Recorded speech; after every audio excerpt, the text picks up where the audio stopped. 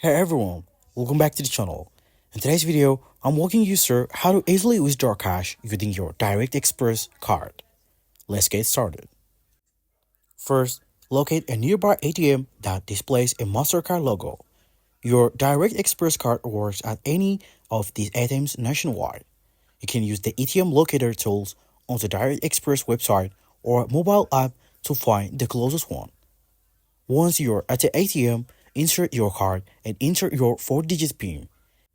If you haven't set up your PIN yet, you can do so by calling the customer service number on the back of your card. Select Withdrawal from the menu, choose Checking even though it's a prepaid card, and enter the amount you would like to withdraw. Remember to check your balance before heading to avoid fees. You can also get cashback at participating retailers like grocery stores or pharmacies when making a purchase.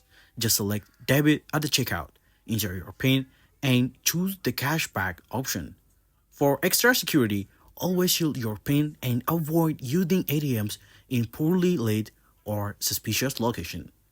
And that's it. Withdrawing cash with your Direct Express card is that simple.